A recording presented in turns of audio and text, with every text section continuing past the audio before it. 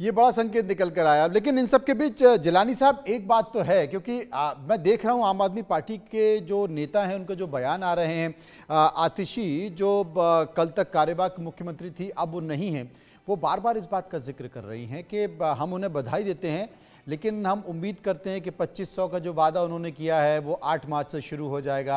हम ये वादा करते हैं कि यमुना की जो पहली मीटिंग है उसमें यमुना की सफाई का अभियान शुरू हो जाएगा। हम उम्मीद करते हैं कि जिस बात का आरोप बीजेपी लगा रही थी कि सारी सड़कें भर जाएंगी और वो सारी सड़कें एकदम ठीक हो जाएंगी, नहीं बन जाएंगी, हम उम्मीद करते हैं कि जो लॉ एंड ऑर्डर की बार उठाई जा रही थी वो लॉ एंड ऑर्डर दिल्ली में बिल्कुल सब सही हो जाएगा। तो कहीं ना कहीं आम आदमी पार्टी का दबाव भी आपके ऊपर बना रहेगा। मैं आपको एक उदाहरण दूं। जब उत्तर प्रदेश में समाजवादी पार्टी की सरकार थी और समाजवादी पार्टी की सरकार जाने के बाद योगी आदित्यनाथ जी की सरकार आई थी, तो जी। इसी तरीके की बात विपक्ष के लोग कहा करते थे कि इन्होंने जो वायदा किया है उसको ये पूरा कर पाएंगे, नहीं कर पाएंगे, सुरक्षा आ पाएगी, पता नहीं क्या होगा। लेकिन आपने पिछले 7-8 साल में उत्तर प्रदेश को बदलते हुए देखा है। उत्तर प्रदेश में लॉ एंड ऑर्डर की सिचुएशन आप जानते हैं कि कितनी जबरदस्त है, ये कहने की जरूरत नहीं है। तो दिल्ली की कमांड मिली है आज। बहन रेखा गुप्ता जी मुख्यमंत्री बनी है, उनके पूरे मंत्रिमंडल का अभी थोड़ी देर के बाद फर्स्ट कैबिनेट मीटिंग होने जा रही है। मैंने आपसे क्या कहा, हमारा जो संकल्प पत्र है, मैनिफेस्टो भी बोल सकता हूं, लेकिन जो संकल्प पत्र है उससे संकल्प लेते हैं हम लोग कि हमने जो बात कही है उसको जमीन पे कर्तव्य मान के क्रियान्वित करना है। ये दूसरे दल अपनी सरकार में नहीं कर पाते हैं।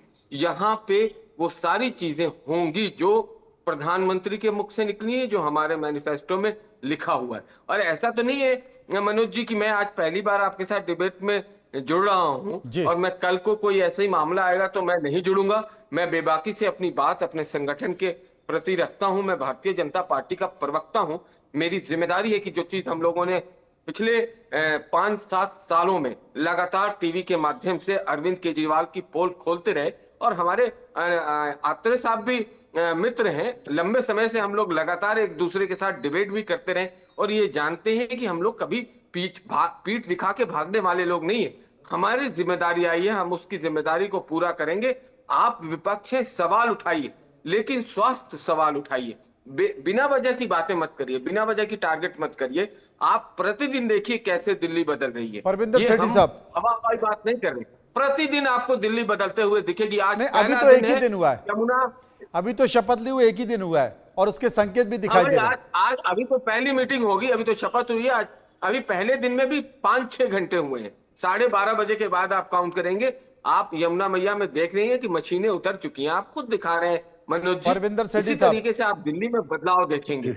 देखिएगा दिल्ली में किस तरीके से, कितनी तेजी से काम शुरू होगा, तेजी से काम शुरू होगा। दिल्ली में हो गया है और आगे भी होगा। देखिए, बिल्कुल मैं किसी भी तरह की राजनीति से ऊपर उठकर बात करना चाहता हूं, क्योंकि मैं भी दिल्ली का वासी हूं और मैं ये चाहता हूं कि भारतीय जनता पार्टी की स्टेट में भी सरकार है, सेंटर में भी सरकार है, उनके पास अब कोई इस तरह का वो नहीं है कि भी हमें कोऑर्डिनेशन नहीं मिल रहा या हमारा काम रुक रहा है, तो उनको ये काम डिलीवर करना ही पड़ेगा। देखिए, आप इस बात को समझिए, कांग्रेस पार्टी ने 15 साल दिल्ली के अंदर राज करा, उन्होंने 5 साल अगर अच्छा काम करा तो उनको जनता ने दोबारा मैंडेट दिया, फिर दोबारा मैंडेट दिया। लेकिन जब जनता की नाराजगी पैदा हुई तो उन्होंने आम आदमी को मैंडेट दिया, आम आदमी ने 5 साल बढ़िया काम करा, उनको दोबारा मैंडेट मिला। लेकिन भारतीय जनता पार्टी, जिसमें चाहे मदन लाल खुराना जी हो, चाहे सुषमा स्वराज जी हो, चाहे साहेब सिंह वर्मा जी हो, सबसे पहले दिल्ली की बागडोर उनके हाथ में थी। इन्होंने कितने पाप करे, कितना जनता को दुखी किया कि 27 साल तक, आप इस बात को समझिए, 27 साल तक इनको एंटर नहीं होने दिया। आज ये बड़े घमंड की बात करते हैं। मैं ये कहता हूं कि आपको जनता ने मैंडेट दिया है, उस मैंडेट का हम सम्मान करते हैं और हम कौन सा घमंड की बात कह रही परविंदर भाई, कौन सी घमंड की बात कह रही? काम पूरे हो आप कॉन्ट्रडिक्ट कर रहे हो। आज पहला दिन है, खुद हताश हो, निराश हो आप, कौन सी घमंड की बात कर दी? मैं अपने कर्तव्य को निर्वहन करने की बात कर रहा हूं तो मैं घमंड की बात कर रहा हूं? आप हताश निराश मत होइए, एक अच्छे विपक्ष का रोल निभाइए। और अब आपकी जिम्मेदारी भी ज्यादा बढ़ गई है, पहले विपक्ष का नेता भी चुनिए जल्दी से जल्दी। आपस में आप लड़िए मत कि कौन बनेगा। गोपाल राय और आतिशी मारलेना में जबरदस्त लड़ाई है। अरविंद केजरीवाल किसको बनाएंगे, इस पे चर्चा हो रही है। वो कहीं पे विफल रहे हैं, हमारा काम तो खत्म हो जनता ने गया। आपको आज मैंडेट दिया, लेकिन आप इस बात को समझिए 27 साल तक दिल्ली की जनता ने आपको दिल्ली में एंटर नहीं करने दिया। इस बात को भी आप समझिए और उस बात को भी आप ध्यान में रखिए कि अगर 5 साल बाद भी अगर आप अपना रिपोर्ट कार्ड लेके जाएंगे तो यू हैव टू डिलीवर, आपको डिलीवर करना ही पड़ेगा। और आज तो ये पहला नहीं, लेकिन परविंदर सेठी साहब वो तो चीख चीख कर चिल्ला चिल्ला के कह रहे हैं कि हम तो डिलीवर करने ही आए हैं। पर चढ़ा है, अपना फर्ज मान के उसको उतारने का काम भारतीय जनता पार्टी करेगी। आज से करना शुरू कर दिया है। करेगी नहीं, आज से शुरू हो गया, एक्शन में है सरकार। आपने मुख्यमंत्री साहिबा एक्शन में है आज से। जनता को कूड़े से गिरवा दिया, कूड़े के पहाड़ एक दिन में तो खड़े नहीं हुए। आपने एमसीडी में उस चीज को करा, लेकिन आप इस बात को समझिए जनता बेवकूफ नहीं है, जनता बड़ी समझदार है। जनता की अगर आम आदमी से नाराजगी थी, कांग्रेस से नाराजगी थी, तो आपको मौका दिया है। आप काम करिएगा, आप काम करेंगे, हम आपको सल्यूट करेंगे। अगर आप काम देखिए, डिलीवर बातों से तो बात नहीं बनती, जमुना जी में जाके आरती करने से तो जमुना जी साफ नहीं हो जाएंगी। लेकिन ये बहुत बड़ा चैलेंज है। मशीनें लग गई हैं भाई साहब, आंखें दिखता नहीं क्या आपको? अरे सर, अभी एक दिन में थोड़ी जनता साफ हो जाएगी। आप इसको, इसके लिए बहुत बड़ा चैलेंज है। साफ होगी, आप करेंगे। मैं भी ये कह रहा हूँ, मैं कह रहा हूँ कि अगर आप करेंगे मुझे बड़ी खुशी होगी। आप डिलीवर करेंगे तो ये आपके लिए मुझे बहुत, दिल्ली की मैं बहुत खुश होऊंगा आप खुश होंगे तो। अत्ती साहब कुछ कह रहे थे? अत्तर साहब कुछ कह रहे हैं? जी, मेरी आवाज आ रही है आपको? हाँ, आ रही है। देखिए, स्वाभाविक तौर पे एक जो सवाल दिल्ली की जनता के वासी के मन में आ रहा है, जिसको लेकर के यासिर भाई को थोड़ा सा बुरा जरूर लगा, लेकिन यासिर भाई मैं आपको याद दिलाना चाहूंगा कि इसी तरह का स्वच्छता अभियान जब 2014 में आपकी सरकार बनी थी, माननीय प्रधानमंत्री जी ने चलाया था, और दिल्ली का एक एक भारतीय जनता पार्टी का कार्यकर्ता, इनके आपके तमाम नेता से लेकर के प्रधानमंत्री जी खुद झाड़ू लेकर के दिल्ली की सड़कों पर उतरे थे। हुआ क्या था? वो केवल एक फोटो अपॉर्चुनिटी बन के रह गई कि साफ सुथरी सड़कों पर खुद ही कूड़ा कचरा ला करके डाल दिया गया, फोटो खिंचवाई गई। अब वो कहां है स्वच्छता अभियान? क्या दिल्ली साफ सुथरी कर दी आपने? क्या आप दावे से कह सकते हैं कि दिल्ली की किसी भी सड़क पर कचरा नहीं है?